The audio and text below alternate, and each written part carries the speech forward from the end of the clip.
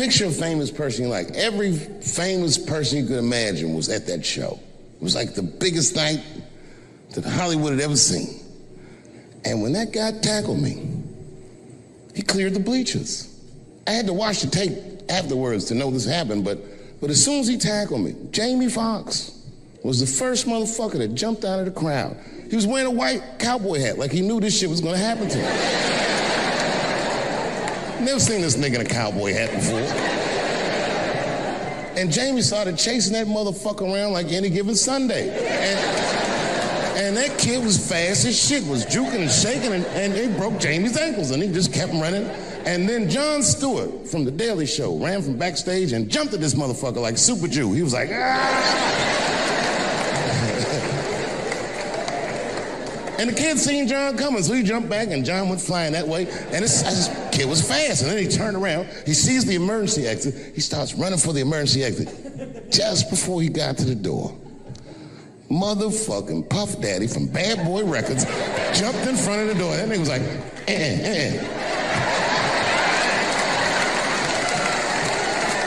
Boy,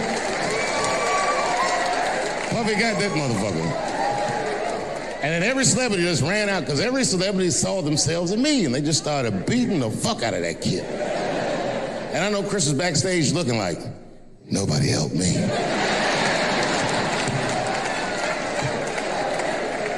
Everybody hates Chris. And what I remember most about that night was the pressure. Before the show, I had to run out there on the avenue and hand out tickets to anybody who would take them, because I couldn't even fill the fucking room. And boy, what a difference 24 short years makes.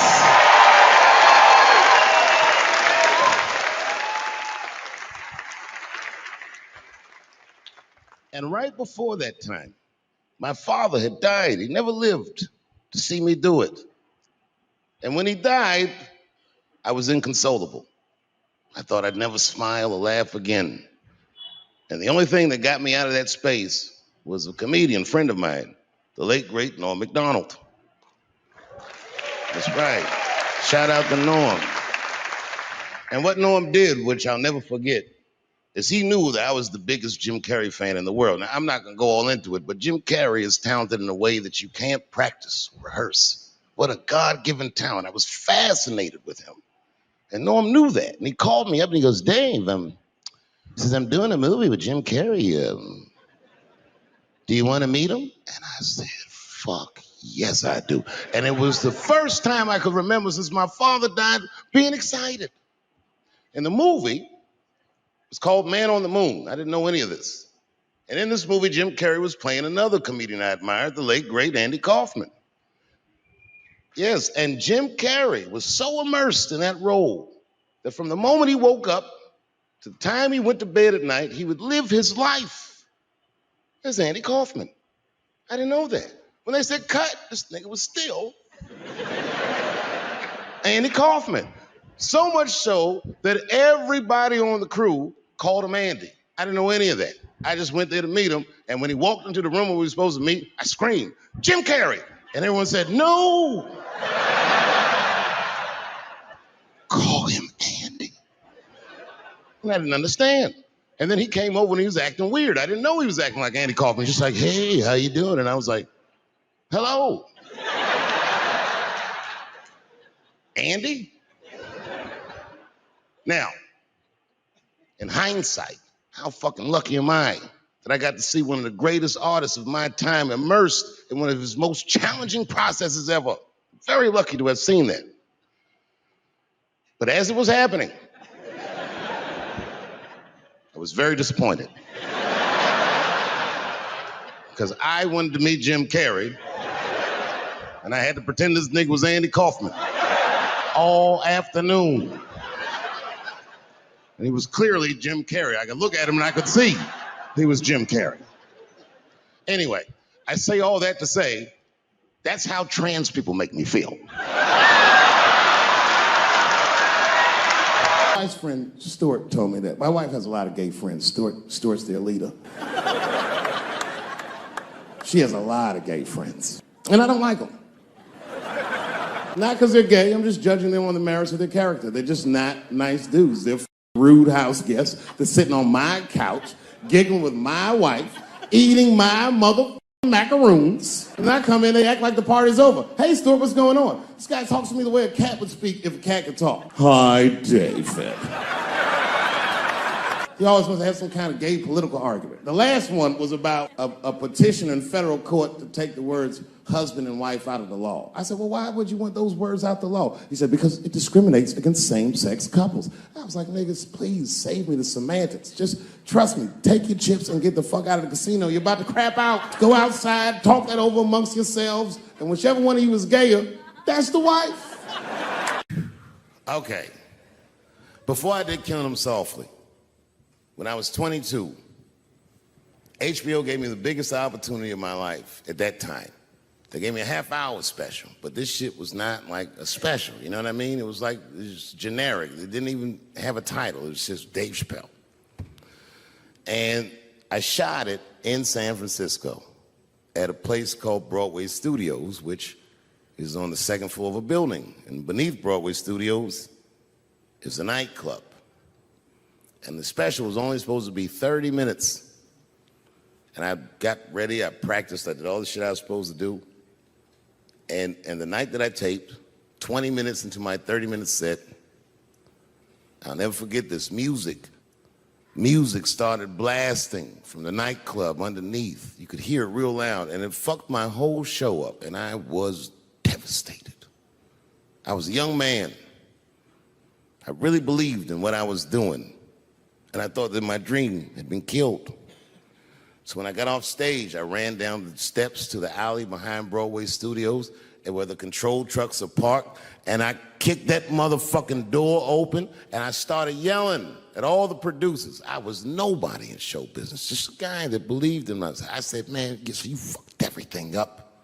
That fucking music, what the fuck were you thinking? And there was a guy who was a big-time producer, I ain't saying no names, and he stood up, and he said, hey, kid, sit the fuck down. He said, we didn't ruin anything.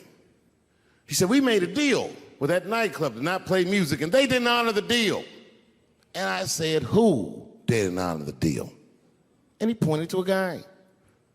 I'll never forget it. It was an old white man sitting in the Ford Taurus by himself. And he said, that guy right there. And I didn't waste no time or ask no questions. I went to that Ford Taurus, and I beat on that window, and I said, open the door, motherfucker, I want to talk to you. And that old man looked at me for 1 second and wisely drove the fuck off. And left me in the alley cussing at anybody who would listen. And 2 minutes later, literally 120 seconds later, couldn't have been any more than that, the doors of the kitchen in the alley of that nightclub underneath Broadway Studios flung open. And that old man was standing there, that same old man with reinforcements. He had 2 big goons with him, and he looked at me, and he was calm as a cucumber. He said, you, come here. I want to talk to you. I didn't know anything about the streets at this age. But I found out later in my life that these men were Russian mobsters. And I don't know what you guys know about the Russian mob, but these are the niggas that killed Denzel in Training Day.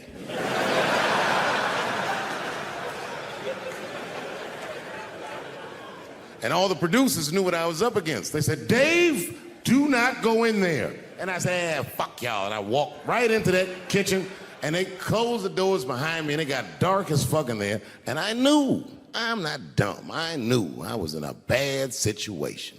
But you have to understand, I believed in what I was doing, and I didn't give a fuck. Just kept cussing at these motherfuckers, telling them how they ruined my life. And that old man couldn't believe that I was talking all this shit. And as soon as I took a breath, he stopped me gently. He said, hey, kid, listen. Your friends lied to you. He said, we made a deal, but your friends never paid me. And when he said that, I realized I was locked in a kitchen.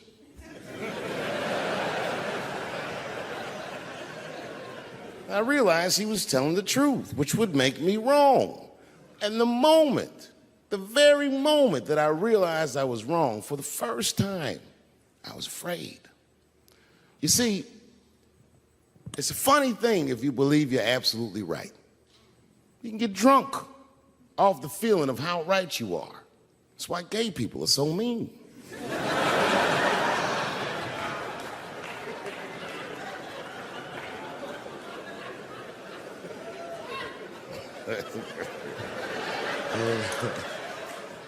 But I didn't buckle. You guys would have been very proud of me. I was scared, but I didn't buckle. I said, well then, sir, I owe you an apology. But I believe that no matter what reason that music was playing, it ruined my life. And that old man looked at me with sympathy in his eyes. And he walked over to me and he gently placed his hand on my cheek, which I gotta tell you, is a very emasculating thing to do. I was standing there looking at this nigga's hand on my cheek like,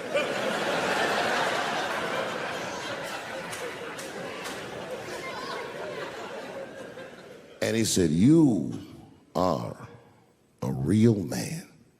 And he tapped me on my cheek. Real soft. Just like that. The doors opened back up.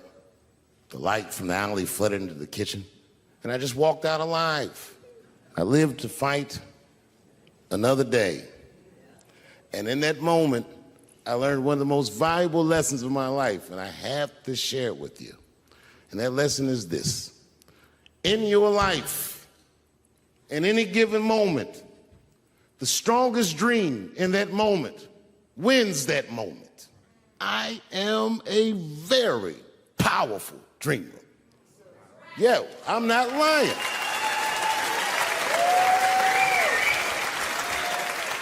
I dreamed tonight, this very night, as a 14-year-old boy, and I am living it as a 50-year-old man. My dreams are very strong. Today, I walked all around Washington. I used to be poor in this city, and all day people just said, hey, Dave, like they knew me personally, and I felt like I knew them. And I say to myself, my God, Dave, what a powerful dream. But then sometimes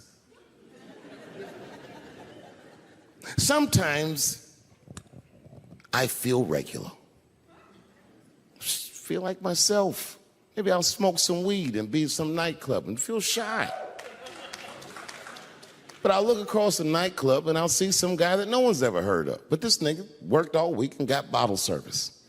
And his bitches bringing Moet with sparklers to him. And I picture in my mind he's Persian. He's doing some kind of weird Persian dance.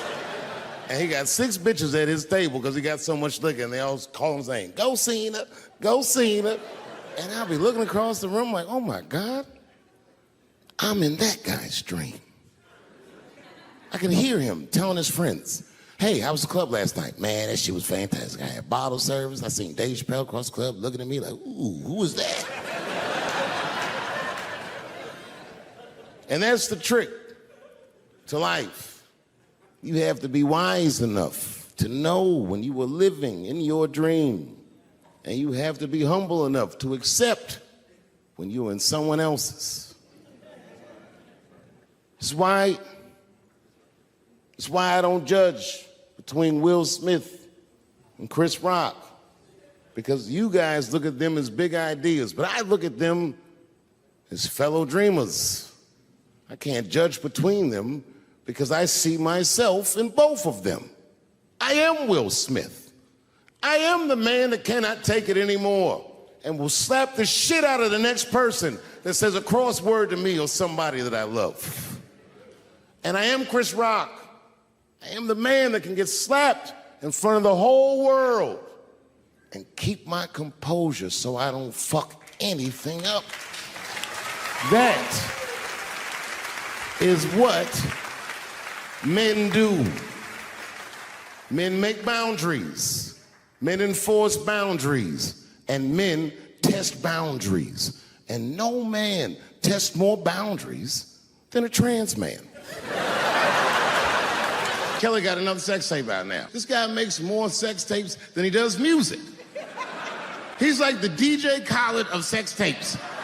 Another one, like damn. The new one's so bad that they didn't even show it. 16 times the girl's age was mentioned. Isn't that crazy? This motherfucker's an idiot. He was fucking her like, yeah, this is the best 14-year-old pussy I've ever had in my life. And she was like, you like this 14-year-old pussy? He's like, oh yeah, I love this 14. I'm like, man, you need to shut the fuck up. You gotta give your lawyer something to work with. You're supposed to be on the tape like, this is the best 36-year-old pussy I've ever had in my life. And then your lawyer gonna be like, Your Honor, clearly my client thought that this woman was 36. As he mentioned some 16 times in the tape. They gonna know you lying though, you know what I mean? Everybody knows no such thing as good 36-year-old pussy. When I see a fellow dreamer, I give them my utmost respect. Even if I don't understand what their dream is. I know a dreamer when I see one. And I've met many powerful dreamers in my life. None more powerful than a man who calls himself Little Nas X. I met this nigga at a party. I had no idea who he was. But the minute he walked in that party, I knew I was in his dream. Everybody in the party was another dreamer. Everyone was famous, but when that nigga walked in, he was dressed like C-3PO. He was shining.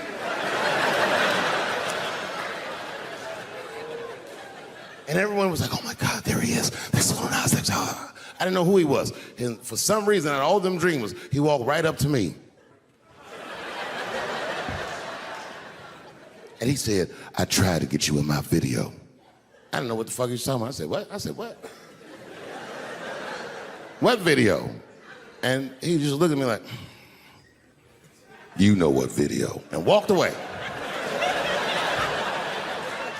And I watched him walk away. I said, man, this nigga's having a very powerful dream.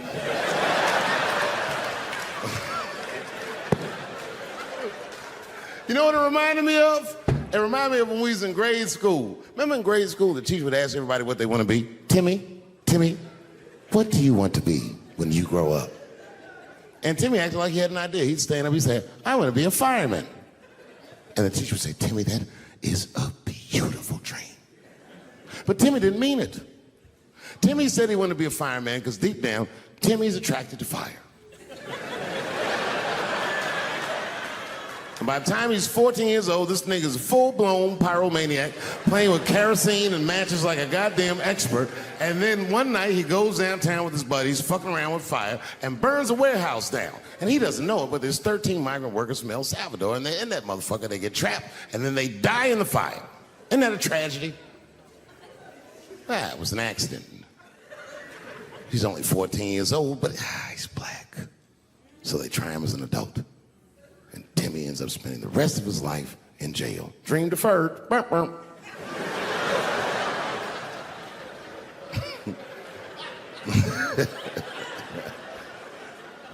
What about you, Billy? Billy, what do you want to be when you grow up? And Billy stands up and he says, I want to be president of the United States. And the teacher says, oh my God, Billy, that is a wonderful dream. And Billy means that shit. Billy does everything right. That motherfucker gets his grades up. He joins student government. He even does extracurricular activities like show choir just to make his resume look good. He's on track to be president, but junior year he wipes. When he's 16, he gets his girlfriend pregnant and has to drop out of high school to make ends meet. But lucky for him, the local Walmart's hiring. By the time he's 20 years old, this motherfucker makes assistant manager at Walmart. He's the youngest one in the district. He says, oh my God, if I can keep this up for 4 more years, I could be a manager.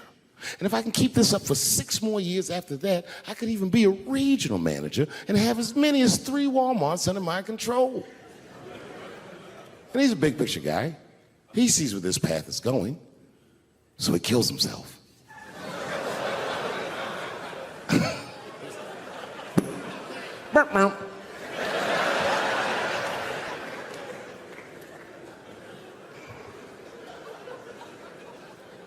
Well, what about you? What do you want to be when you grow up? I don't want to say, because I don't want the other kids to laugh at me. Who cares if they laugh? Your dream is yours. Own your dream so they can come true. Say it loud and proud. What do you want to be when you grow up? Little Nas X. And that nigga stood up in front of the whole class. I want to be the gayest nigga that ever lived. I want to do a music video and slide down a stripper pole all the way to the depths of hell and suck the devil's dick at 10 o'clock on BET while all the kids are awake and can see me.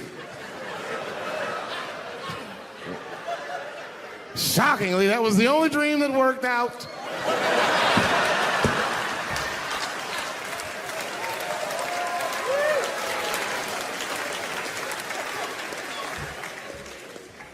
That's why I'm here tonight in the city where I built the dreams that I live, because I wanted to tell you all that they came true. And I wanted to thank you all for making the man that I am today.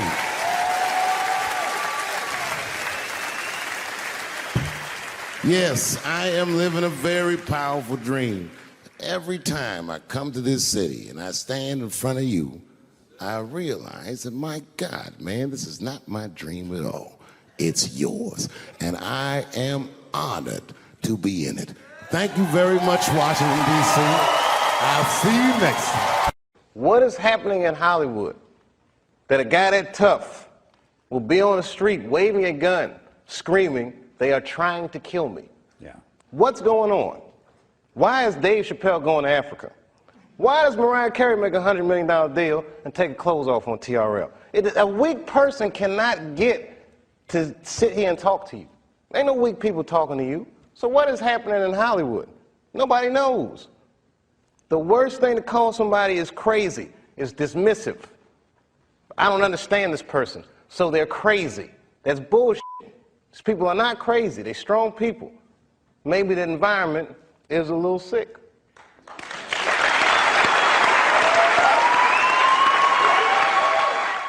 I watched one of these nature shows one time, and they were talking about how a bushman finds water when it's scarce.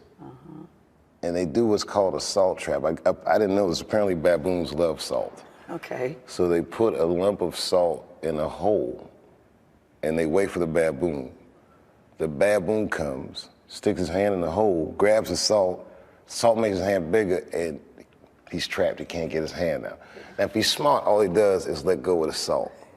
Baboon doesn't want to let go of the salt. Then the bushman just comes, takes the baboon, throws him in the cage, and gives him all the salt he wants. And then the baboon gets thirsty. The bushman lets him out of the cage. The first place the baboon runs to is water. The bushman follows him, and they both drink to their fill. And in that analogy, I felt like the baboon. But I was smart enough to let go of the salt. I gotta tell you something, and I don't talk about it often. Have you ever worked all your life for something and have it not work out? That happened to me. It was tough. Think about it. I was gone for 12 years. It's not a little bit of time. It was hell. I watched other niggas that I knew become very famous. I watched the world go on without me. I mourned the loss of it. And after a while, I didn't care. Coming back was terrifying. I understand what I am. I really do, more than anybody. Like when they write about me in history, I'll be dead reading it like, yeah, I knew they'd say that. I swear to God, this might be the noblest of professions. Robin Williams had a bar that I loved. He said, comedy is the only job you can have where you can use everything you know. And that's true. You can use more than you know. You can use what you think. Use it. Don't be afraid. Don't let these bitch-ass niggas button your lip. Say it anyway. You can't get unfamous. You can get infamous. Right. But you can't get unfamous. Right. Mom. You have no idea what I put this woman through. If you had just given birth to me, that would have been more than enough. But the fact that she raised me and raised me well We had a real oral tradition in our house. I knew the word griot when I was a little boy. A griot was a person in Africa who was charged with keeping the stories of the village. Everyone would tell a griot the stories and they would remember them all so that they could tell future generations. And when they got old, they'd tell them to someone else. And they say in Africa, when a griot dies, it's like a library was burnt down. And my mother used to tell me, before I ever thought about doing comedy, she said, you should be a griot. And she'd fill me with every story of black life. You know, she's educated in African American studies, and she would let me understand the context that I was being raised in, that I'm being raised in a hostile environment that I have to tame. By the time I was 14 years old, I was in nightclubs, mastering an adult world. It was terrifying. Crack epidemic was going on, and my mother would hear gunshots outside and be scared to death. Maybe it's my son. But early in my career, if you remember, Mom, you used to sit in the club with me. She'd do a full day of work. You'd be back there falling asleep, just waiting for me to go on. She would watch my show every night. Do you know how long that car ride is home?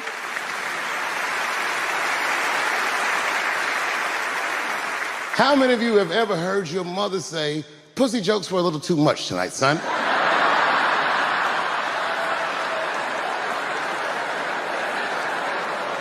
I was a soft kid. I was sensitive, I'd cry easy, and I would be scared to fist fight. And my mother used to tell me this thing, I don't even know if you remember, but you said this to me more than once. You said, son, sometimes you have to be a lion so you can be the lamb you really are. I think that America needs an honest discourse with itself. It's like the greatest country in the world by default. You know what I mean? But we could actually be the greatest country that ever existed if we were just honest about who we are and what we are and where we want to go, and if we learn how to have that discourse. Things like racism are institutionalized. It's systemic. You might not know any bigots. You feel like, well, I don't hate black people, so I'm not a racist. But you benefit from racism just by the merit of the color of your skin. There's opportunities that you have. You're privileged in ways that you may not even realize because you haven't been deprived in certain ways. We need to talk about these things in order for them to change. I do the show. I walk down the street, black people like it, white people, the generations, it doesn't matter, because it needs to be talked about. It's like the elephant in the living room that nobody says anything about. So when the Bigsby thing came out, there was a lady from Texas that called Comedy Central, I mean, damn near 100 times. She was furious with me. I wasn't mad at her for being mad at me. It's like, okay, that's good, you know. Not good that she's mad at me, but she's entitled to her opinion. And maybe she's right. I don't know. I just thought it was funny. That's what I did. I'm a comedian, man. That's how I look at the world, and that's what I'm spitting out. So I don't judge people or not like people for thinking. People that I love tell me I go too far sometimes. Maybe I went too far, but I did it. You know. And plus, the only way you know where the line is to cross it. And I think that what is life if nobody's crossing the line? You just want to try to be on the right side of history, and sometimes what's going on in the immediate present is not as important as the long term. The truth is permanent, and then everything else falls by the wayside.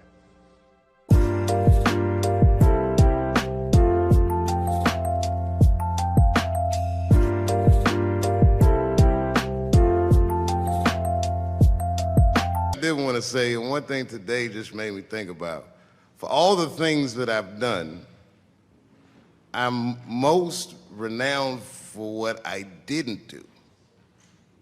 I've made decisions in my career that a lot of people have called insane.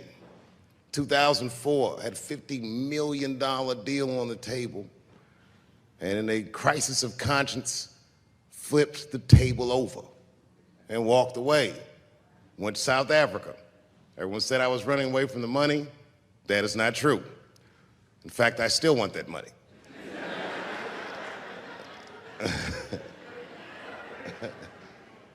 The idea that I wanted to just share with you guys is the idea that sometimes you do what you think is best, whether anybody understands it or not. I heard a story about my father where someone told me he used to do statistics for a company in D.C. The company he did statistics for started doing business with the South African government, so he quit his job. It's caused a lot of problems between him and his wife. It's hard for a man when he can't provide for his family the way he wants to, and he suffered through it. And a generation later, when I had my crisis of conscience, I was able to go to a free South Africa and get away from the heat. This idea that what you do in your lifetime informs the generations that comes after you is something I keep thinking about, something that is so much bigger than just ourselves. And today I'm standing in front of you guys, and I know you guys are like, oh, I know you're bored. But I see family of mine in the front row some who I've never met, and I just realize how all of us are connected.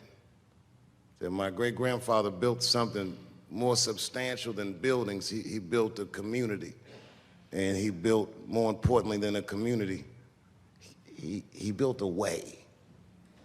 You know, so I'm very grateful. Very grateful. Hello, police. I just saw him saying, you know what I mean? He's standing over like, so this is what black people talk about.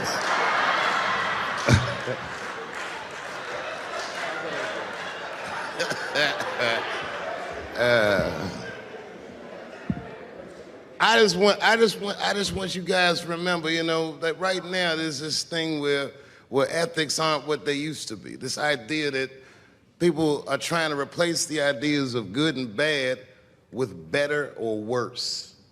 And that is incorrect. You gotta keep your ethics intact because good and bad is a compass that helps you find the way. And a person that only does what's better or worse is the easiest type of person to control. They are a mouse in a maze that just finds the cheese. But the one who knows about good and bad will realize that he's in a maze.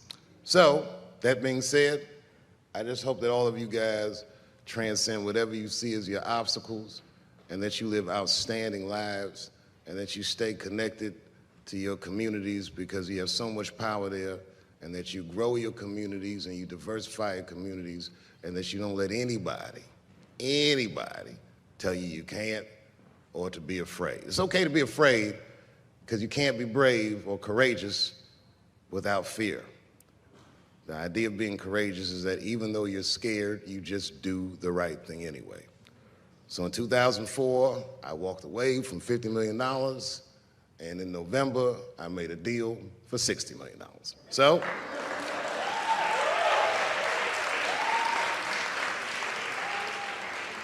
although I am not the most famous comedian of my time, I would like to know what their great-grandfathers did.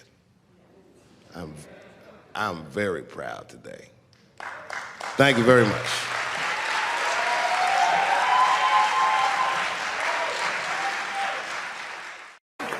And they all looked at me. They could tell who I was voting for just as easily as I could tell who they were voting for. But do you guys know what we all had in common? Not one of us, not a single one of us, looked like we felt good about what we had to do in that booth. We were just doing our goddamn duty. Yes, I voted for Hillary Clinton. Of course I did.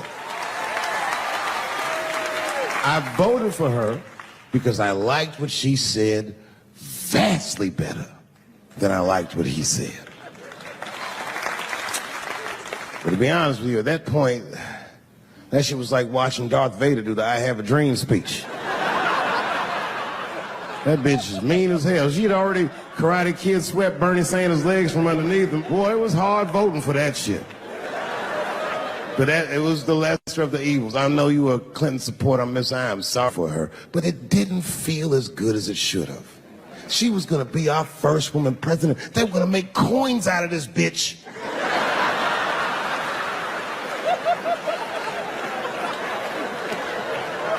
And somehow she just missed the dunk. Of course she should have beat him. Of course she should have beat him. You know what voting for her felt like? It was bittersweet. It felt like I was lucky enough to eat Halle Berry's pussy. And whilst I was doing so, she fucking farted in my face, man.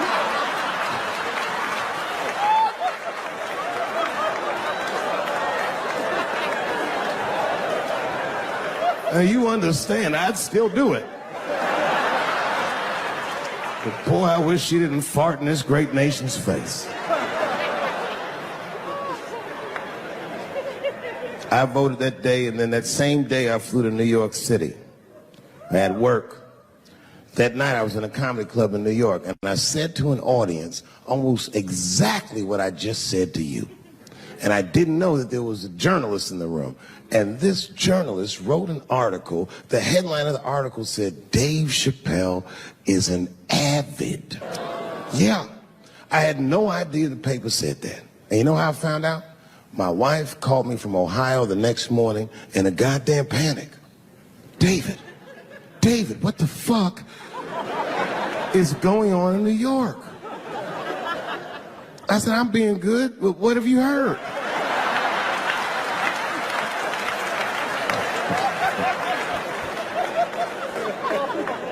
And my wife said, the paper is saying that you're a Donald Trump supporter. I was like, whew.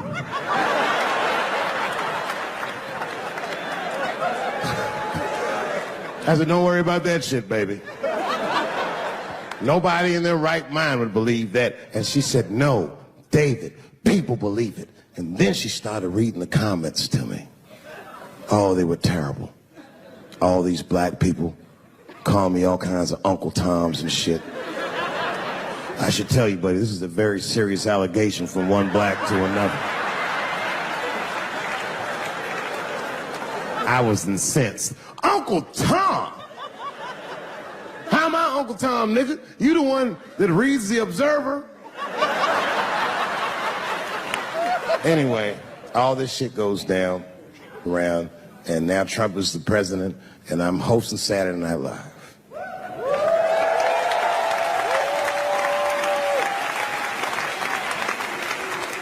And I didn't really prepare my monologue, I just kind of winged it. And at the end of the monologue, I don't even remember what I said. I said something like, fuck it, we're historically disenfranchised, and we're going to give him, something about we're going to give him a chance if he gives us a chance. I don't know what I said, but whatever I said, I really wish I didn't say that shit. It was not worth the trouble. Now I walk into the barbershop, and all them black people just be looking at me like, yo, Dave, what's up with your boy? Yo, nigga, yo! Not my boy. Because I don't care if you're a Republican or Democrat, if you support him or not, any objective person is going to have to admit that this motherfucker is having a terrible go of it. It really is. We've had presidents before that have done bad jobs, but this shit is worse than a bad job. It's scary to watch. Holy shit, it's like seeing a crack pipe in your Uber driver's passengers. The fuck is wrong with this guy? Yo, he is lunching, nigga. I watched Donald Trump in a press conference, and this motherfucker had all the media gathered, and this nigga literally asked the media to their face to stop finding shit out. I was like, yo, this motherfucker is bugging. And then, I'm not even making this up, his lips started sweating. His lips. Have you ever seen a motherfucker's lips sweat? What the fuck is wrong with this nigga's lips? It's like if you're on a plane, right? You ever been on a plane? I get scared to fly. I do it all the time. I be scared on there. And sometimes the plane will hit turbulence. And then I get nervous. But I always look at the flight attendant, and she looks calm, and it makes me feel calm. But if that bitch's lips were sweating, it's terrifying. Like, yo, nigga, why are your lips That's what do you know? And then, I'm not even making this shit up, this motherfucker grabbed the podium, he goes, you don't know how scary the things I read in my briefings are. What's that, bro? That's bad leadership. Even as a parent, you think I'm gonna sit my kids down? Hey, little man, come here real quick. I just wanna holler at you for a second. Yo, I'm 3 months behind on the rent, nigga, and I am worried. Very worried. Go to school and have a productive day, nigga. I was just thinking out loud, getting some shit off my chest. Like, what the fuck are you doing, bro? This is bad, man. Jesus Christ. All this motherfucker's ideas sound like high people ideas. Like, he doesn't think these things through before he tells us. He just tells us what he's thinking as soon as it occurs to him. This shit sounds nuts. I'm gonna go to China, and I'm gonna get those jobs from China and bring them back here to America. For what, nigga? So iPhones can be $9,000?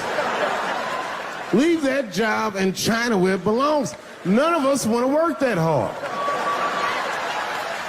What the fuck is he thinking? Because I don't want to make them shits. What the fuck are you doing? Stop trying to give us Chinese jobs. I am going to bring back coal. Coal? I'm not even exaggerating. I have never in my life even seen a fucking lump of coal. I honestly don't even know what coal is for. If you're gonna have motherfuckers digging around in the dirt looking for shit, find me some truffles, nigga. That's what I'm about. And these truffle prices are getting out of control. If it gets any worse, I'm gonna be back down to regular butter like everybody else. Terrible, terrible job. This motherfucker hit North Korea with rap battle threats. Fire and fury, like, yo! Yo, what are you doing?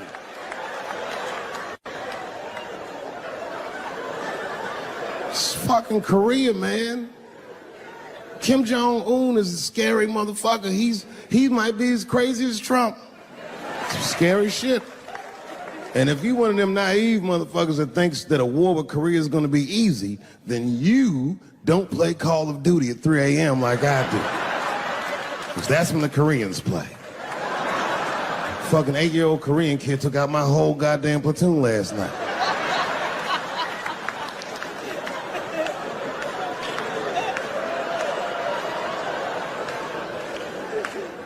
I've never seen somebody in an office so high with the most just basic fucking solutions. Like, you know, we should not let any more Muslims in the country till we can figure out what's going on. Did he just say, figure out what's going on? Who doesn't know how to do basic math? Let's count it out, okay? There's been 17 mass shootings in the United States. 4 of them were done by Muslims. None of those 4 Muslims were from any of the 7 countries in your stupid ass original band.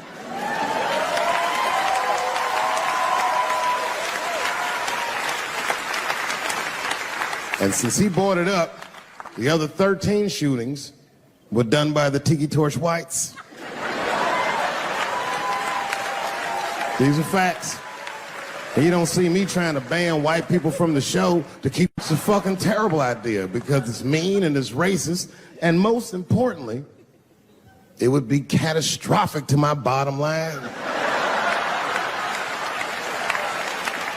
If there were no white people here tonight, I might leave this bitch with $1,800. This man needs to realize that we all need each other. And that's why we will never, ever be able to beat China. Because everybody in America is racist, and everybody in China is Chinese. This motherfucker called it all wrong. And don't believe the media either, because as all this shit is happening, the media is trying to make us believe that the extremities amongst us are the norms. We can disagree, that's fine. And most of us are keeping a cool head about this shit. You know what I mean? Americans generally respect one another's beliefs, even if they don't share those beliefs. I know I do. I respect everybody's beliefs, except Amish people. Because they are the only ones that I can say clearly their God is wrong. The speed limit is 75 miles an hour in Ohio, and one lane of traffic is buggy. Nigga, your God is ridiculous. All the Amish people around my way know me too. Not from television, obviously. They know me from the streets. Because when I see them horse and buggies, I'll pull the Porsche over and talk to them. Ezekiel, are you sure that God doesn't want you to have any of this technology or this energy? Huh? Huh? I can't hear you, nigga. Let me turn this air conditioner off. What did you say? And them niggas be like, get away from me, ye. Ye tried to tempt me like the devil. Devil? Nah, bro. I'm trying to put you on to the game, Zeke. It's a big world out here, nigga. I just went 25 miles in 30 minutes. That's a day's journey for you. You don't even know what the weather's gonna be tomorrow, do you? I do. You don't even know that there's a valuable Pokemon right on you. Now drive away. Huh? Oh, my vape pen? You want to hit my vape pen? Oh, sorry, nigga. I'm trying not to get herpes. My bad. I've been playing cat and mouse with herpes for 30 years now, but every night I go to the club, I'll be like, not tonight, herpes. No disrespect, I'm not saying you have herpes, I'm just saying 1 out of 5 people do. So let's just all be careful around this motherfucker and make sure that we leave with the lips we came with.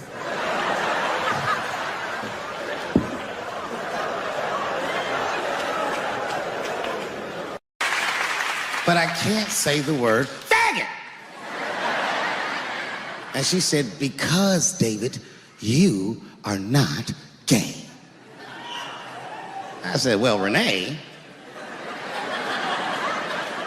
I'm not a nigger either.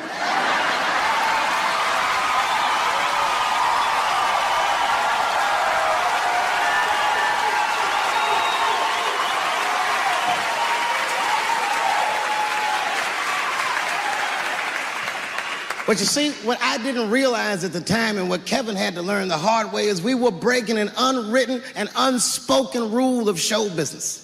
And if I say it, you'll know that I'm telling you the truth. The rule is that no matter what you do in your artistic expression, you are never, ever allowed to upset the alphabet people. You know who I mean. Those people that took 20% of the alphabet for themselves. I'd say the letters, but I don't want to conjure their anger. It's too late now. I'm talking about them L's and them B's and them G's and the T's. People be surprised. I have friends, all kinds of letters. Everybody loves me and I love everybody. I got friends who are L's, I got friends who are B's, and I got friends who are G's. But the T's hate my fucking guts.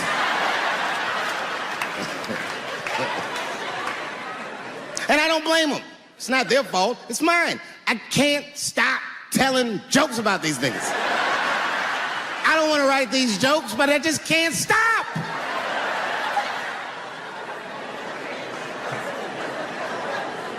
You know, you hear all those letters together all the time, LBGT, LBGT, and you think it's just one big movement. It's not.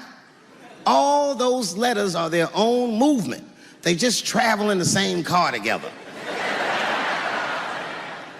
And my guess is,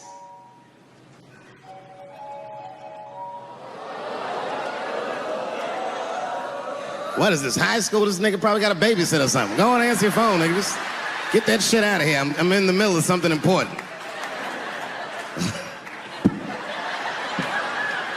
Wouldn't it be funny if we made fun of him? He's like, and he went outside like, hello? Mama's dead. Oh, no! Mama's dead.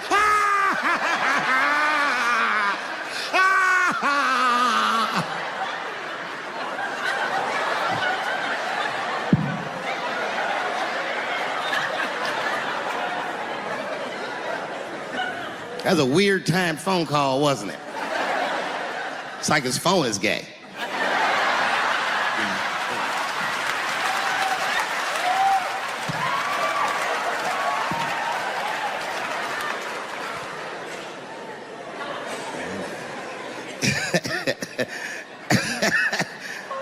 Like I was saying, my guess is the G's are driving that car. That makes sense to me, because there's white men in the G's. And these people are trying to get around discrimination and oppression. And you know how white dudes are. We know these roads. In fact, we built these roads. The rest of you buckle up. We'll get you to where you want to go. So the G's are just driving the car. Of course, next to the G's in the passenger seat is the L's. Everybody likes the L's, except for the G's. I don't know what that's about. I just know the G's don't like them that much. And the G's always say like little subliminal digs on them. It's unnecessary shit. It's not mean, but you know what I mean? They just be like, I wouldn't wear that. The only thing that breaks the tension between the L's and the G's are the B's in the back seat. That's right, there you go. Everybody scream out when you hear your letter.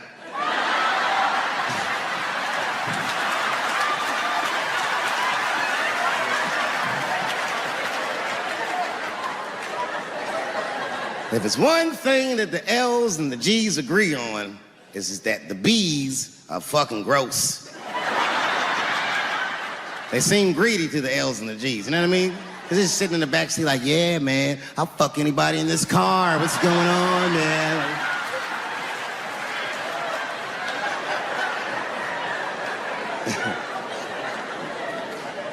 And sitting next to the B's, all the way in the backseat by themselves, looking out the window. That's the T's. Everybody in the car respects the T's, but everyone also resents the T's.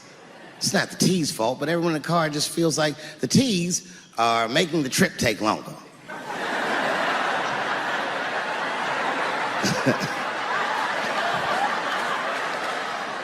Anything the T's say gets on everybody's nerves. And then the T's don't even say anything bad. They just be in the back talking to themselves. I'm hot. Shut up. Shut the fuck up, okay? Just roll the window down, you bitch. I don't know what you... What? Just said I was hot. Can you pull over at the next exit? I need to use the restroom. There is not a restroom for you for 4 states, nigga. Will you just shut the fuck up so we can get where we're going?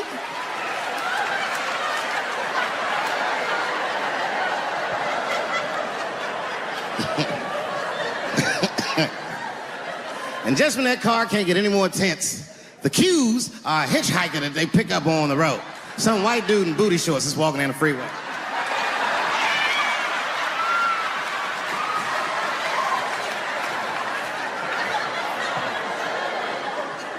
The G's see him. That guy might be one of us. Hey, are you okay? You need some help? And he come over there with them booty shorts leaning on the window. Hey, what's going on, fellas? Lady? Whatever pronoun makes you feel comfortable in the back.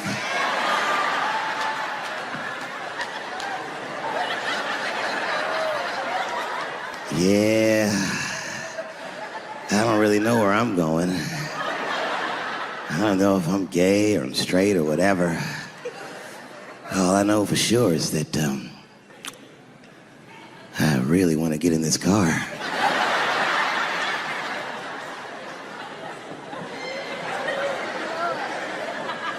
And they make him get in and sit in between the B's and the T's.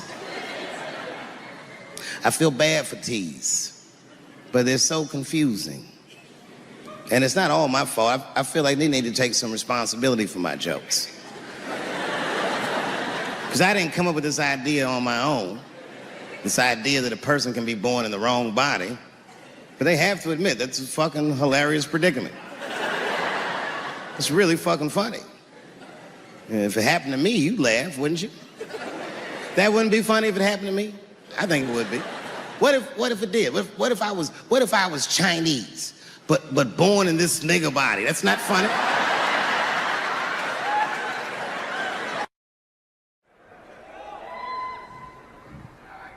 It's been said in the press that I was invited to speak to the transgender employees at Netflix, and I refuse.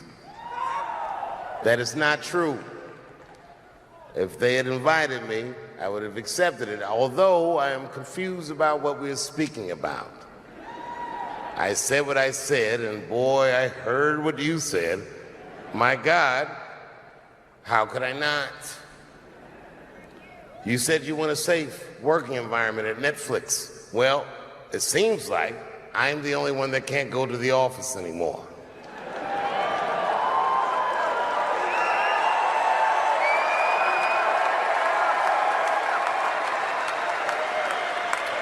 I want everyone in this audience to know that even though the media frames this, that it's me versus that community, that is not what it is. Do not blame the LGBTQ community for any of this shit. This has nothing to do with them. It's about corporate interests and what I can say and what I cannot say.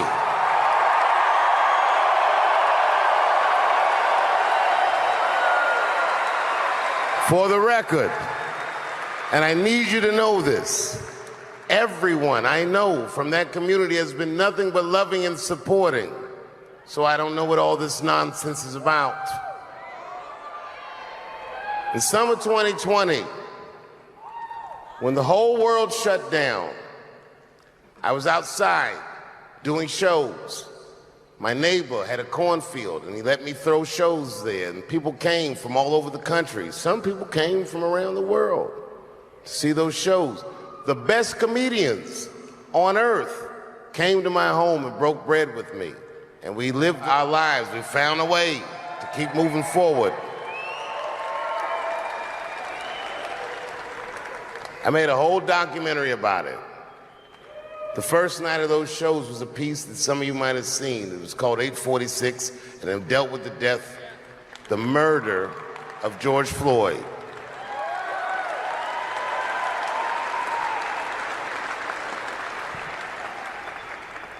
This film that I made was invited to every film festival in the United States, and some of those invitations I accepted.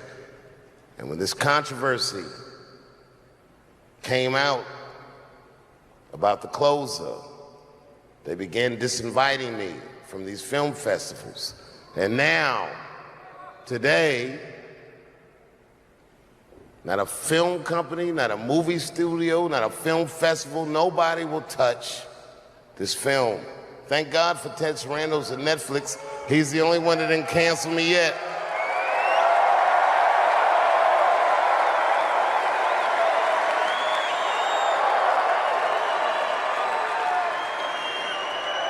To the transgender community, I am more than willing to give you an audience, but you will not summon me. I am not bending to anybody's demands.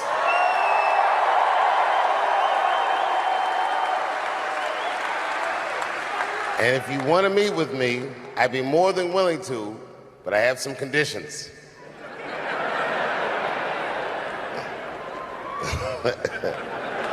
First of all, you cannot come if you have not watched my special from beginning to end.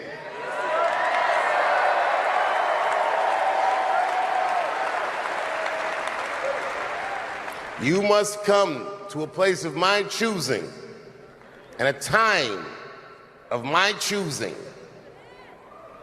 And thirdly, you must admit that Hannah Gadsby is not funny.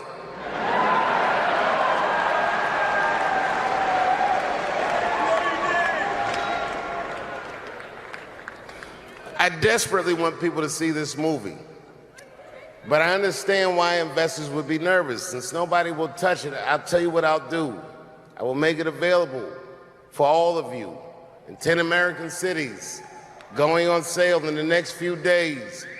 You will be able to see this movie in its entirety, and you can see what they're trying to obstruct you from seeing. And you can judge for yourself, but you cannot have this conversation and exclude my voice from it. That is only fair. You have to answer the question, am I canceled or not? Then let's go. Thank you very much, and good night.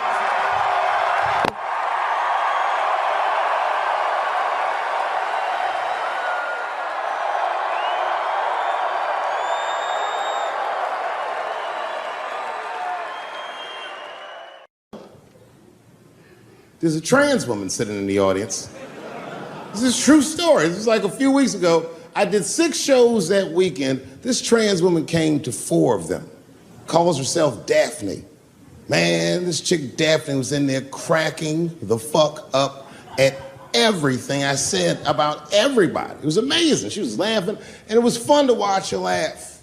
You could tell she was letting go with something that was heavy, and she'd throw her head back, and she'd smile with all her teeth. She was having a great time. And the more fun she had, I felt bad, because I knew I had some trans jokes to unload. And I thought to myself, maybe I shouldn't say these jokes, because I don't want to, like, fuck her evening up. She's having so much fun. But then I thought to myself, well, if I can't say it in front of her, should I say this shit at all? So I let her rip. To my surprise, Daphne laughed harder at the trans jokes than anybody in the room. In fact, everybody in the room would look at her to make sure it was okay. And I got off stage, I was in the dressing room, I was like, man, this is a fucking weird show. I'm sitting in the dressing room by myself just trying to figure out, like, what the fuck just happened out there? Like, why is it that this one woman can't take any of these jokes and Daphne can take all of these jokes? So weird. And then I realized, Daphne used to be a man.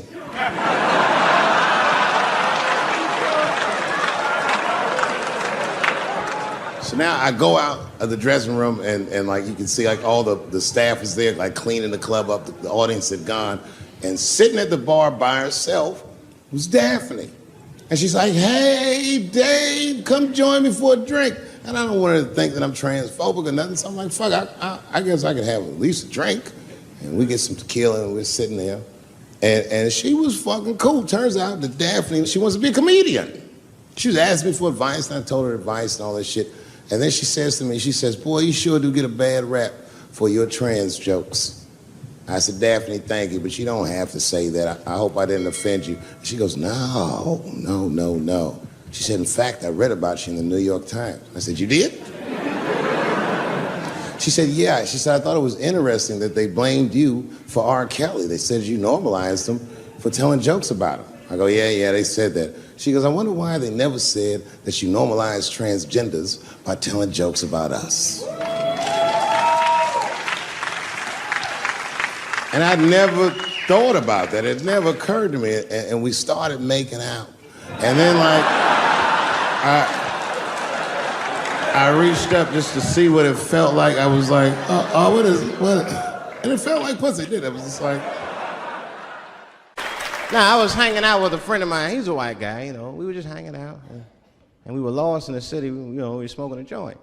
Now, I don't know if it's a coincidence that we were lost in the high and shit, but... My white buddy, he was smoking a joint. Dave, it's the goddamn cops.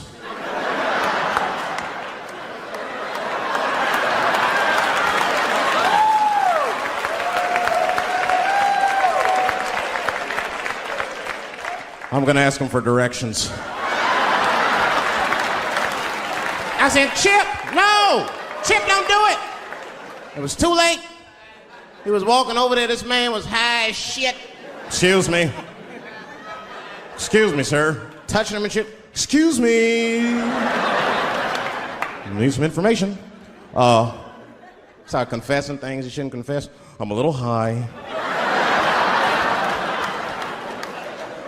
All I want to know, which way is 3rd Street? The cop was like, hey, take it easy. You're on 3rd Street. You better be careful. Go ahead, move it. Move it. And that's all that happened. That's the end of the story. Now, I know that's not amazing to some of you, but you ask one of these black fellas, that shit is fucking incredible, isn't it? I'm saying a black man would never dream of talking to the police high. That's a waste of weed.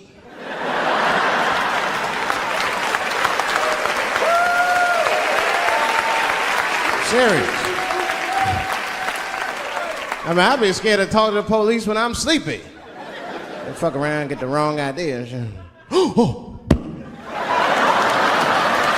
Oh my God. That nigger was on PCP, Johnson. I had to use necessary force. You saw him. No paperwork. Just sprinkle some crack on him. Let's get out of here. That's how it is. But at the time, I didn't think there was anything racial about it. I was just like, man, Chip, you got fucking lucky. You better be careful. But then another time, me and Chip are driving. Now, I'm not driving. Chip is driving, and he's driving a little crazy. He'd been drinking.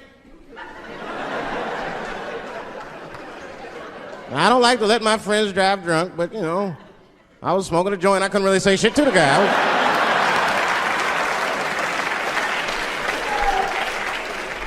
And we get at a red light.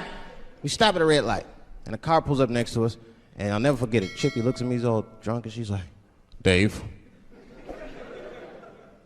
I'm gonna race him.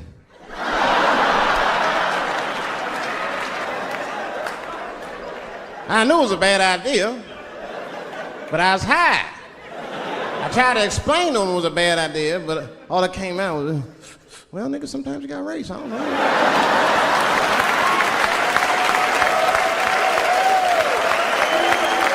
Man, that light turned green and Chip took off, zigzagging and shit so no one could pass. The other car didn't even know he was racing.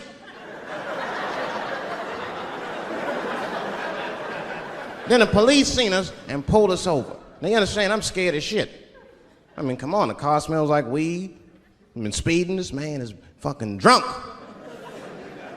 I was scared. Chip was not scared at all.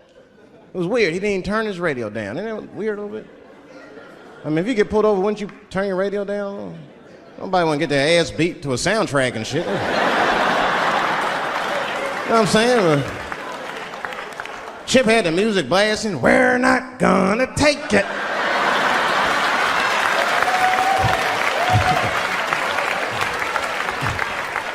He looked at me and said, Dave, just relax.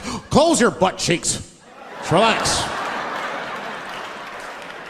Let me do the talking. You wanna know what he said? This is almost exactly what he said. I couldn't believe it. He says, oh. Sorry, officer, I didn't know I couldn't do that. I was fucking shocked. The cop said, well, now you know. Just get out of here. Just get the fuck out of here. Chip said, okay, I will, sir. Thank you. What? What's wrong with you, Dave? I didn't know I couldn't do that. He said, that was good, wasn't it? Because I did know I couldn't do that.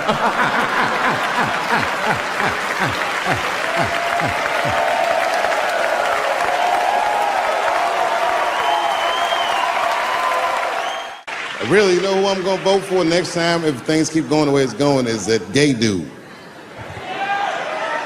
No, Mike Pence.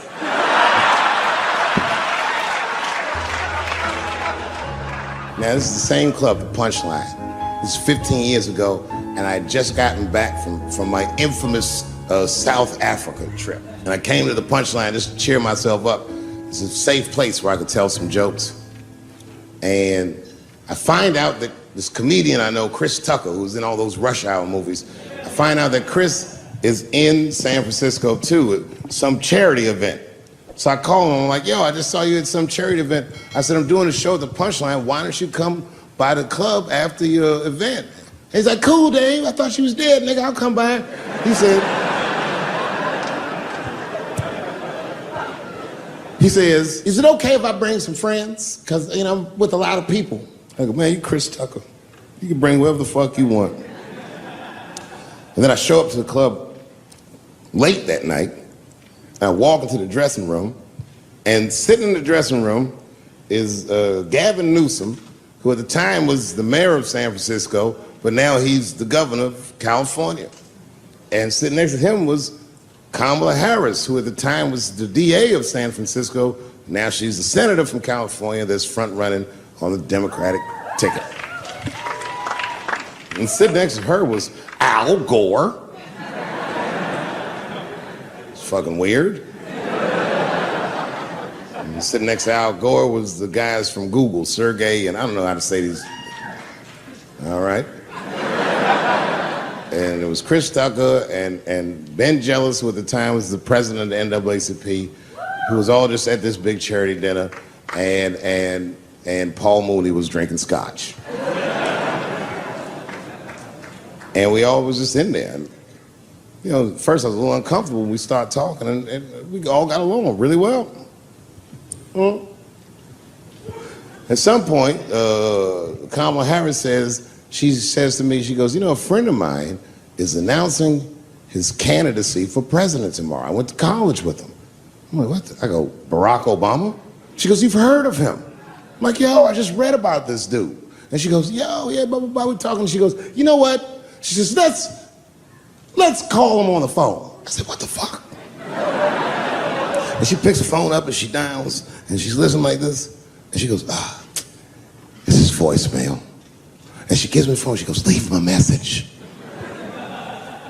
You know, I didn't know what to say. I just said what you say to any black dude that's running for president. You know, stay low, running a zigzag pattern, this kind of shit.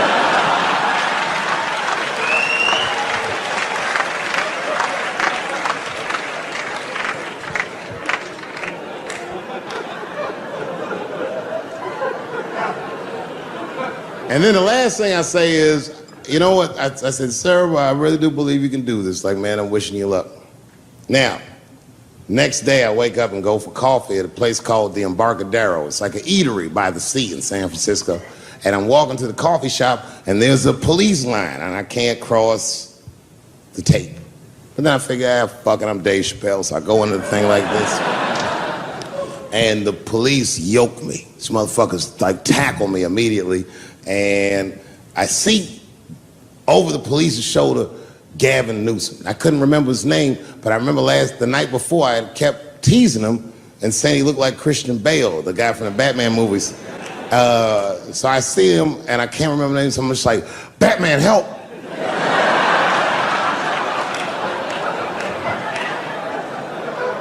And he stops, he's like, Dave? And then the police see that the mayor knows me, so they all like, oh, sorry about that. And he's like, hey, back up, everybody. And he just picks me up. He's like, I'm really sorry about that. I'm like, I'm fine, don't worry about it. And he's like, listen, I'm here with Prince. Would you like to meet him? I'm like, I know Prince. That's my nigga. And we go around the corner, and it was Prince Charles, the Prince of England. I didn't know the protocol of meeting royalty. You're not supposed to touch him. I dapped him up like a nigga. My nigga. Ah! Just hugging him and shit like this, dapping him up. Like this. And that nigga was cool too. I was like, it's really fucking weird. And then I was just out there in the upside down, not having no TV show, trying to figure life out. And the election was going on in the background. And this guy, Barack Obama, was picking up steam. This motherfucker was killing it. And I had a chance to go to the last debate on the Democratic ticket, and I went. It's me and Chris Tucker sitting in Myrtle Beach, South Carolina, It's the last three candidates. It was Barack Obama, John Edwards, and Hillary Clinton.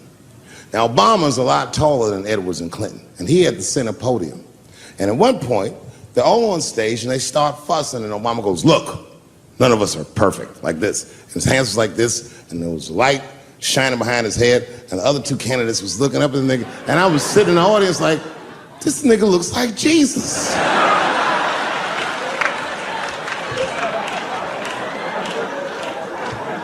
And I realized in that moment that I was looking at the next president of the United States. I was certain of it. I couldn't explain it, but I knew what I was seeing.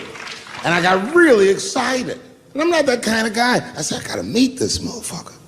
So I stayed. They were all on stage doing interviews, and I just waited. I was waiting and waiting, and then John Edwards was done with his interviews first, because everybody knew he wasn't gonna win. And I see John Edwards, and I said, hey, Senator Edwards, I just want to say hi. And that motherfucker looked at me like, I'm like, fuck you, nigga, you gonna lose anyway. And then he left, and then Hillary Clinton just walked by me in one of them Steve Harvey suits.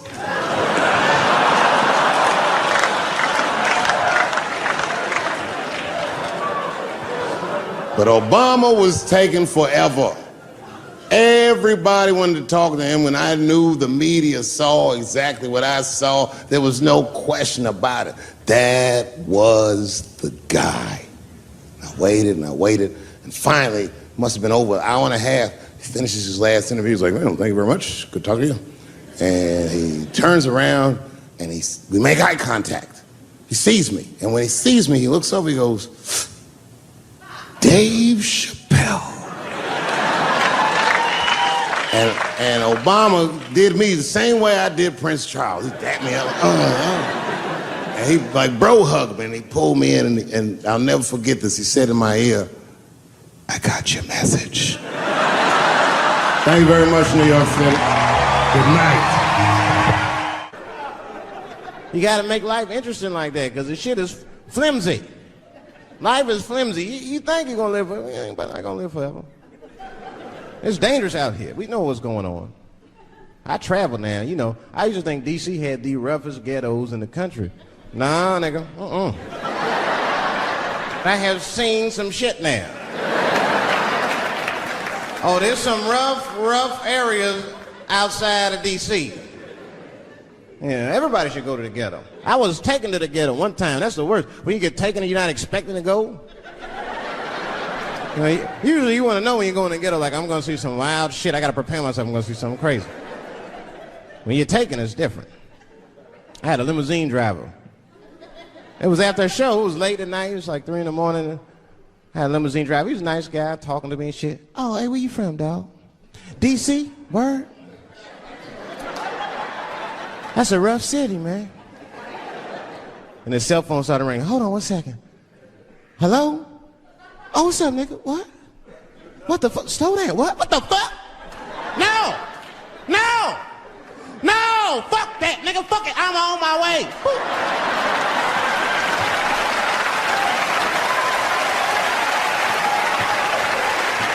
Hey.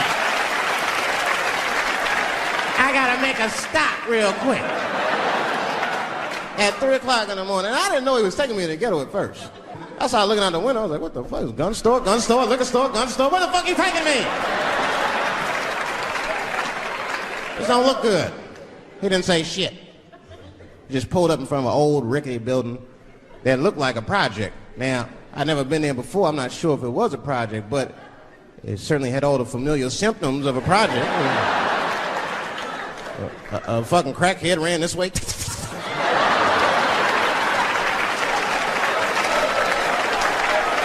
And then another one jumped out of a tree and shit. The driver said, I'll be right back. And left me. Took the keys with him and just left me.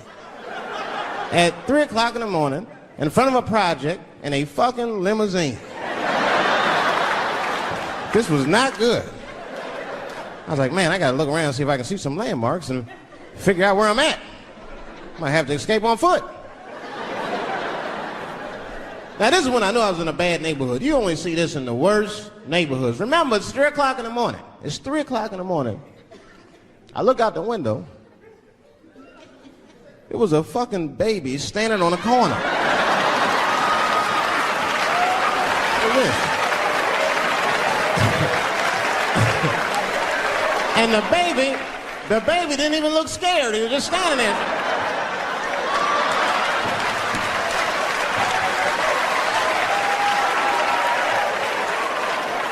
I mean, it made me sad. It made me sad, really. You know what I mean? Because I wanted to help the baby. I was like, I don't trust you either. I'm sorry. Click. Click. The old baby on the corner trick, eh?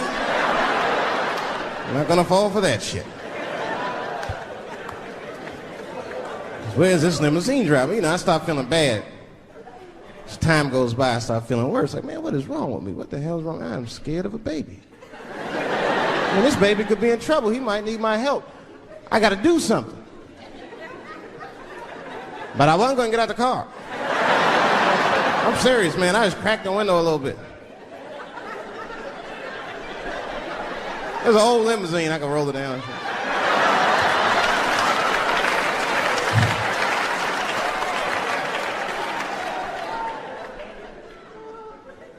Hey, baby.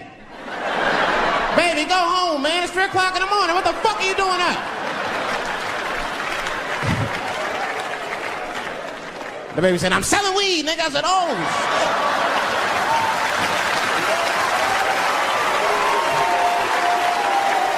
I wasn't expecting that. I'm sorry, I had to buy 2 bags from him to calm my nerves. Let me get 2 corners. Got back in the car and rolled me a joint, man. So, that shit was scary, man. Every once in a while, like a crackhead would come up to the car and look in the window. It was like Jurassic Park, and should he be looking on the car? Hey, get out of here, cracky. That baby was still standing there, man. Then I started feeling bad again. Yeah, weed make you feel guilty sometimes. You know. Man, what is wrong with me, man? I have just bought weed from an infant. I can't condone this kind of behavior. What am I thinking? I can't let the fear ruin my morals. Gotta do something.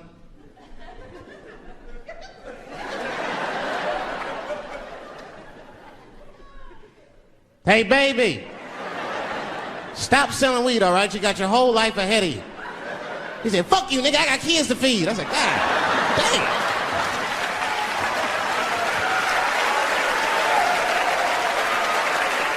Sam. And just at that very moment, one of the crackheads was running across the street and got hit by a car. I know it was a hit and run. The police did it. That's all right. They sprinkled some crack on him and got back up.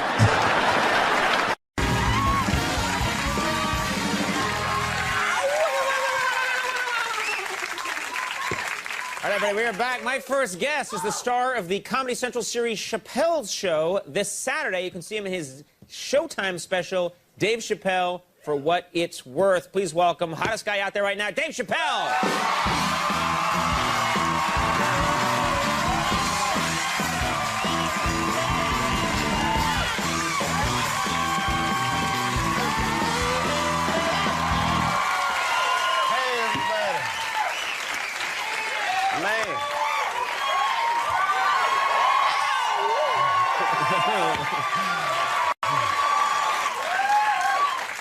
Man.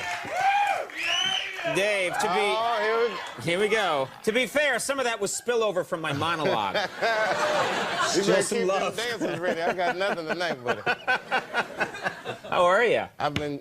You know, when I wear that shirt, I don't get away with it. You know what? Hi, everybody. Yeah. That's right. How are you? I'm great, man. You're great. You're doing it's just amazing. First of all, I'm blown away by what's happened to me this summer. It's been incredible. Yeah, and I don't want to embarrass you, but that's part of my job. You made this deal everybody's been talking about, and no one deserves this more than you. Sometimes people in show business make these deals, and you think, that's scum. But, Eric Estrada, what? I'm after Estrada. He's getting away with murder. But no, but you made this deal, Comedy Central, huge deal, $50 million deal. Everybody's talking about it. what are you going to do with that money? How has this changed your life? Nothing's changed, man. I spent 100 grand on leather pants. But you were probably doing that before. I mean, yeah, it's all the same. I've been giraffe shopping with the Jacksons. But other than that, it's just the usual stuff. It's just that my old friends aren't into giraffes like I am now. Right. They can't keep up with me. They can't keep up with you. It's just a difference. What about offers to do movies? You know, I mean, I know you've done movie work before, but now you're this hot, the phone's got to be ringing off the hook. It's funny, because before I wasn't getting any movie offers, and now I get a lot of offers for, like, bad movies. Like those Planet of the Apes type roles. What? You saw that movie, Planet of the Apes, with Mark Wahlberg. The remake, yeah. Well, yeah, they're both racist to me, man. Like, the first one was like, you know, just get your damn dirty ape hands off me. I'm like, oh, come on, what are you really talking about? Or like, and then I see the new one, I'm thinking, this is a more progressive time, this will not be as racist. And then they had the apes was setting the dinner. Yeah, I'm not even making this up, they was eating watermelon. I was like, oh, come on, man. So the apes was eating watermelon. And then, like, later on in the movie, they're running from the apes and, like, running the water because the apes can't swim. Which is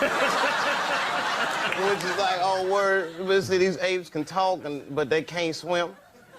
And then at the end, it's like, when I seen the ape smoking a Newport, I just got up and... Yeah, you're right. That's not good.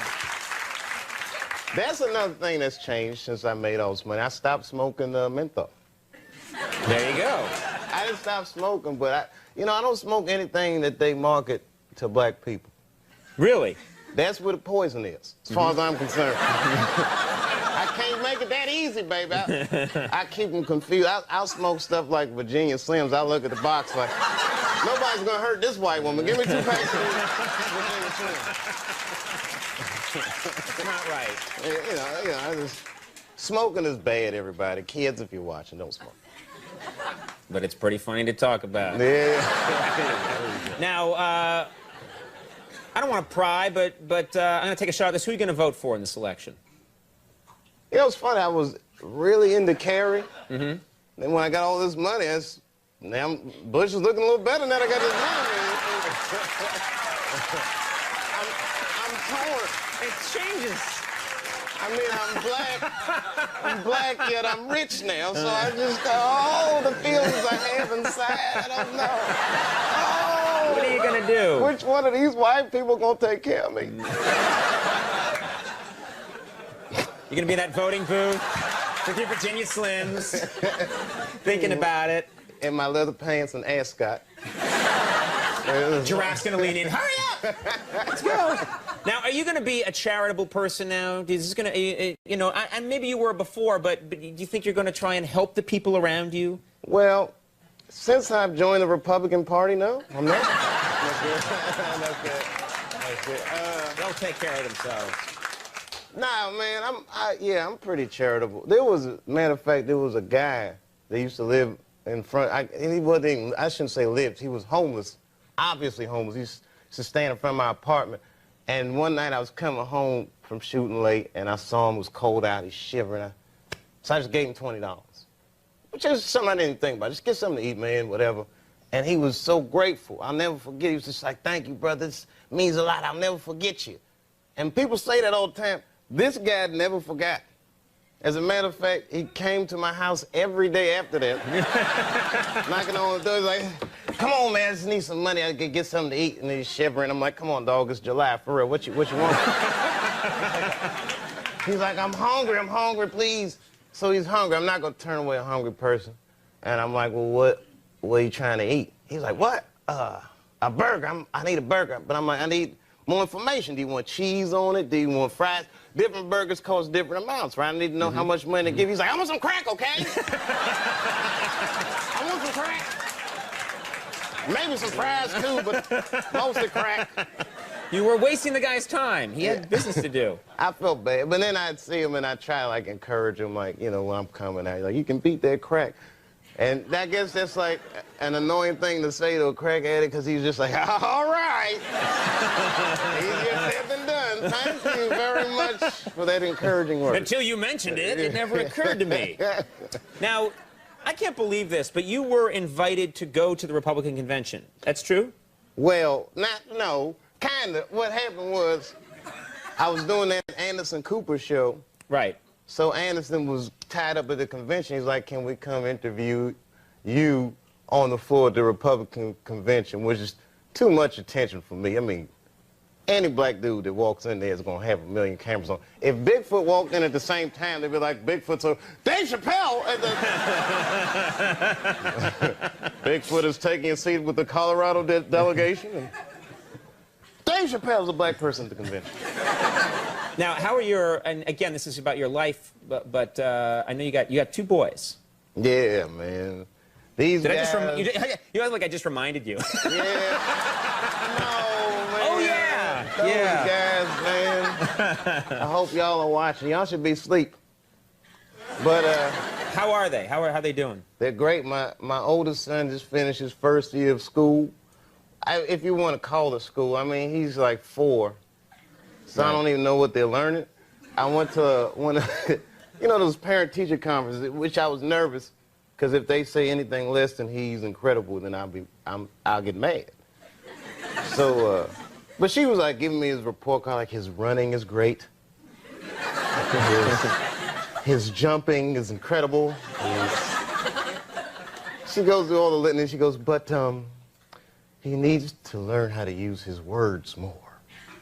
So I'm like, what does that mean, use his words? She said, well, like at nap time, if someone's sleeping on his mat, he should come tell me and not kick that person.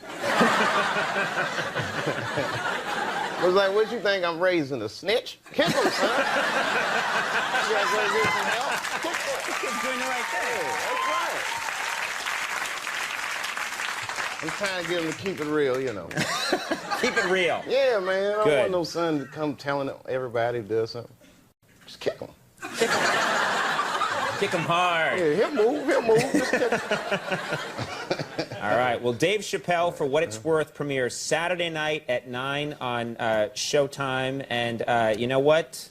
No one deserves all the success Man, more than this guy right here. Dave Chappelle. Keep going. Rose Byrne. Coming up, we'll take a break. We'll be right back. That's funny.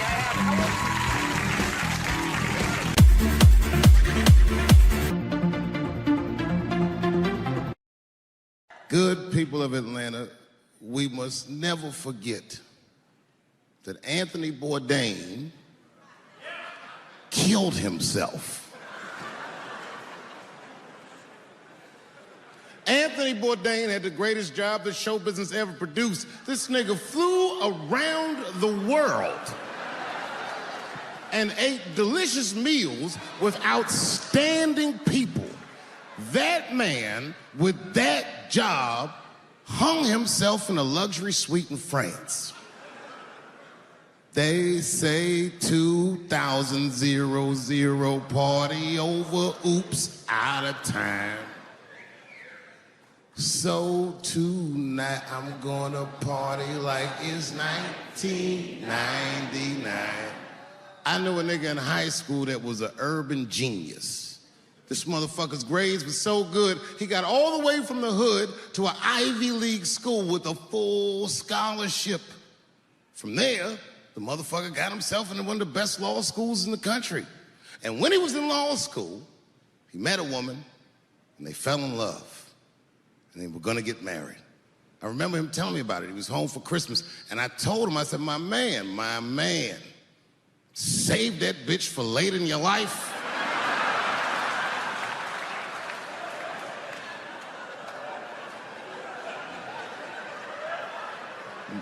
But he's in love. He didn't listen to me. He married her while he was in law school. And sadly, they got divorced while he was in law school. He was a street nigga from the hood. This man had nothing. And that bitch took half of that. And then I just never saw him again for years. And then 2 years ago, I was home in D.C. doing some shopping, trying to buy my sons some socks at Foot Locker. I go to Foot Locker, guess who's the manager? That nigga. Dressed like a referee, the whole shit. This motherfucker is 45 years old. We went out drinking that night just trying to catch up, and he told me, he said he's been living with his mother for like 10 years, just trying to get back on his feet. But that's not the point of the story. The point of the story is, never occurred to this nigga to kill himself. He's alive and well in D.C.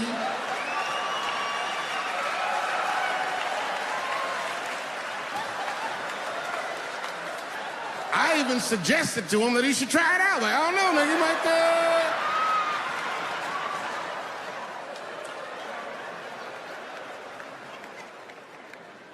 Nobody's life is perfect. No matter what it looks like from the outside, you don't know what the fuck's going on inside. I have a great life, but it's not a perfect life. But it's good. My shit's like an above-ground pool. You ever seen one of them? Yeah, it's a pool.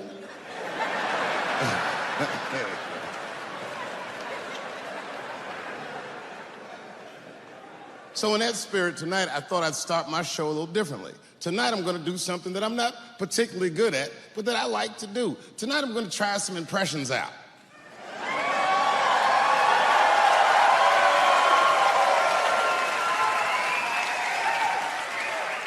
I only got 2. All right, the first impression's kind of dumb, but I like it. This is my impression. You ready? This is my impression of the founding fathers of America when the Constitution was being written. You ready? Here it goes. Hurry up and finish that Constitution, nigger. I'm trying to get some sleep. It's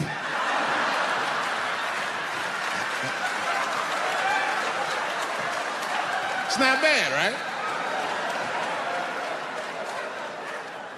All right, the next one.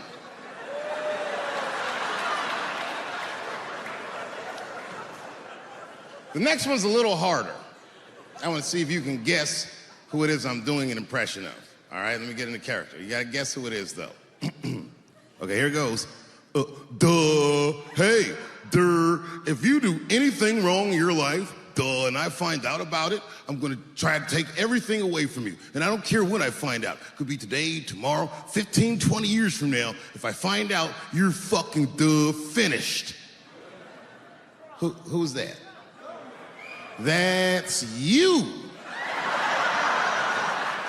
That's what the audience sounds like to me. That's why I don't be coming out doing comedy all the time, because y'all niggas is the worst motherfuckers I've ever tried to entertain in my fucking life. Oh. I'm goddamn sick of it. This is the worst time ever to be a celebrity. You're gonna be finished. Everyone's doomed. Michael Jackson has been dead for 10 years, and this nigga has 2 new cases.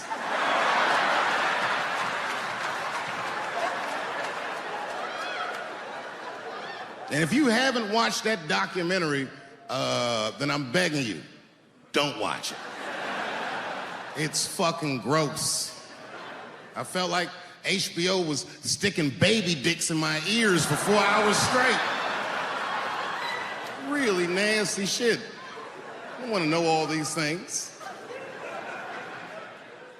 Turns out, Michael Jackson allegedly likes a long gander at the anus. So they said he stares at people's buttholes. That's what they said. That's how gross the documentary was.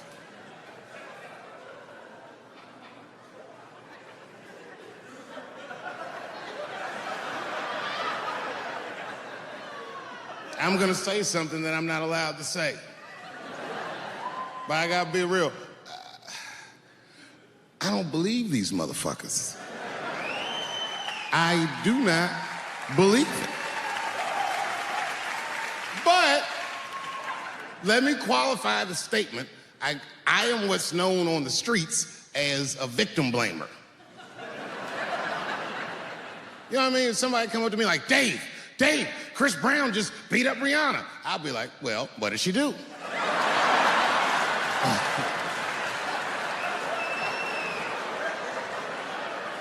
Dave, Michael Jackson was molesting children. Well, what were those kids wearing at the time?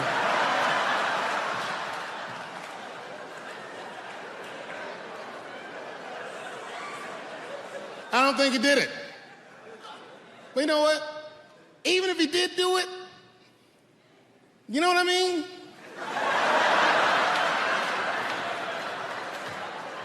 You know what I mean? I mean, it's Michael Jackson. I know more than half the people in this room have been molested in their lives. But it wasn't no goddamn Michael Jackson, was it? This kid got his dick sucked by the king of pop. All we get is awkward Thanksgivings for the rest of our lives.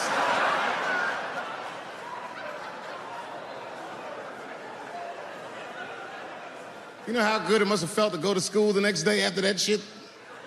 Hey, Billy, how was the weekend? How was my weekend? Michael Jackson sucked my dick. And that was my first sexual experience. If I'm starting here, then sky's the limit.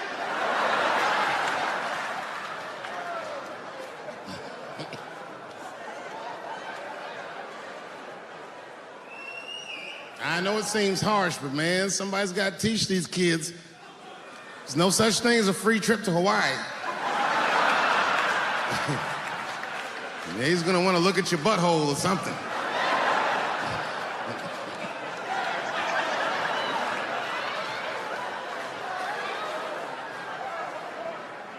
You know why I don't believe it?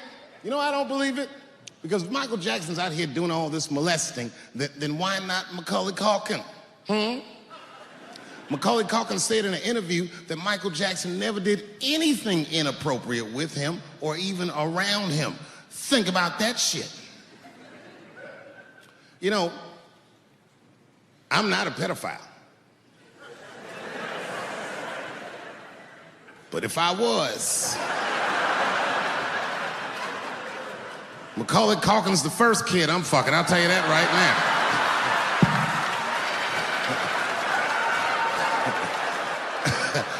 I'd be a goddamn hero. Hey, that guy over there fucked a kid from Home Alone. And you know how hard he is to catch.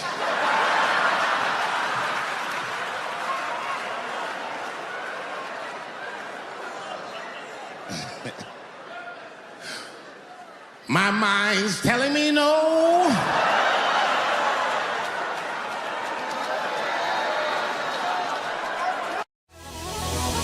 And now, the 22nd recipient of the Kennedy Center Mark Twain Prize for American Humor, Dave Chappelle.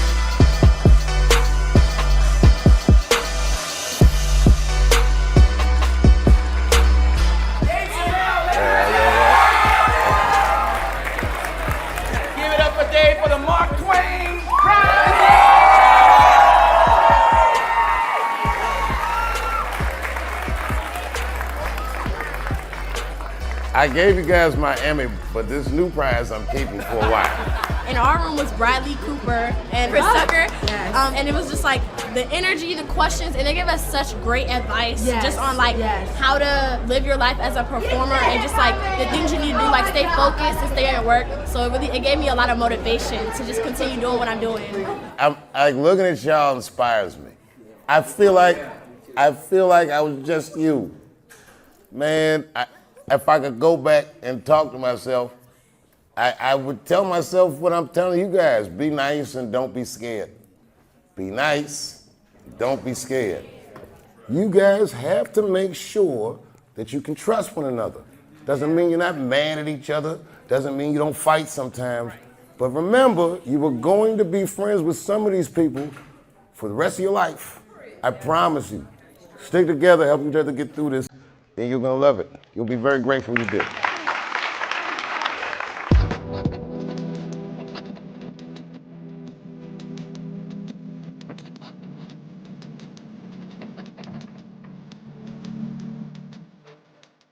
Hello, nerds. Okay.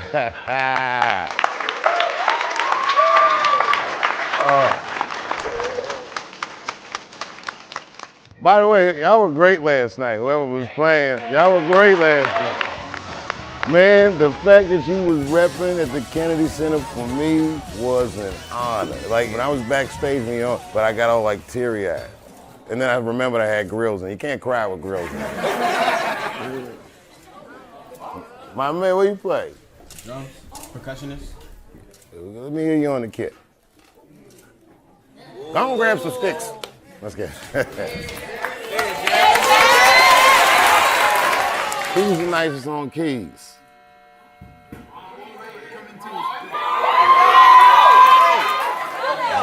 Both of you. Both.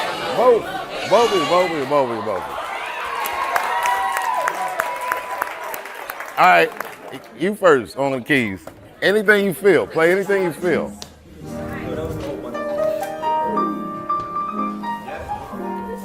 Nice hands.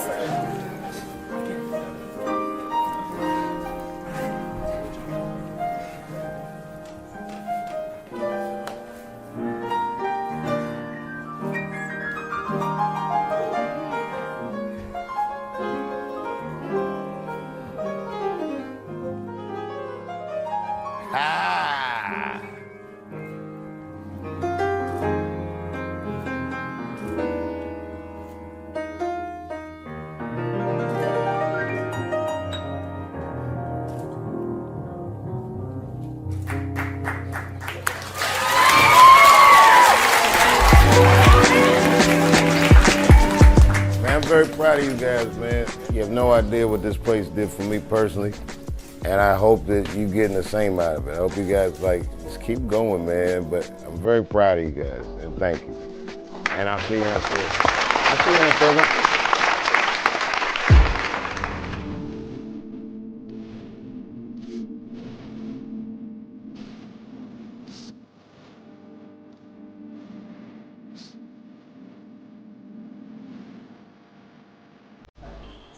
Right? And I think I'm meeting it from outside of myself. That's what I'm thinking.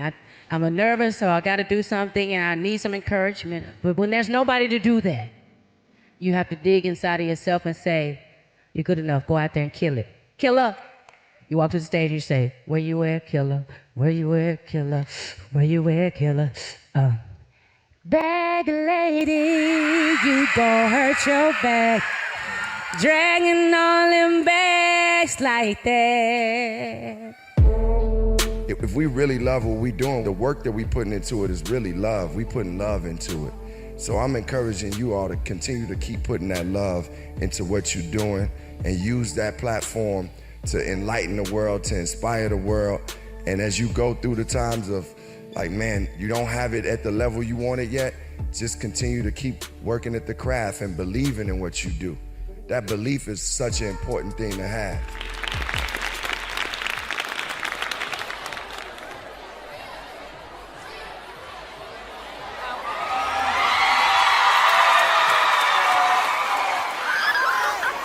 All right, y'all know who we are. This is the baddest band in the land, Radical League. Yes, sir. All right, y'all know this.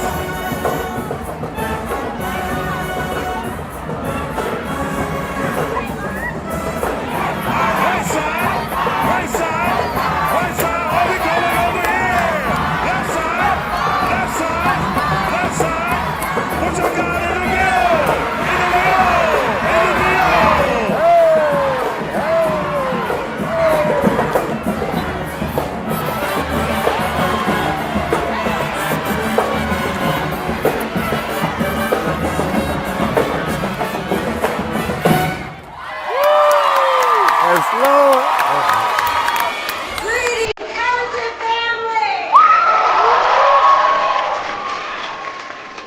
All right, I want you to thank Mr. Dave Chappelle and all his friends for dropping jewels on you today.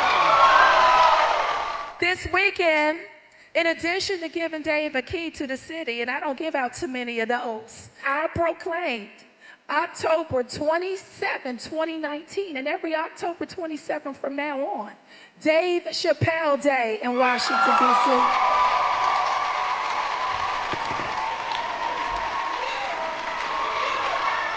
Yo, could you imagine this?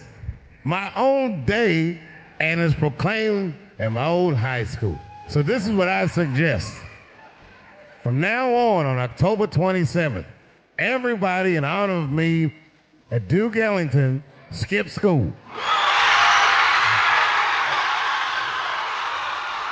I have to tell you, Dave, you have taken your place among the nation's greats. The accomplishments of Mr. Chappelle are grand, but we get to get the light shine. We've now got 2 Emmys as a form of inspiration for you. But it was very important that they have a place to live that was appropriate.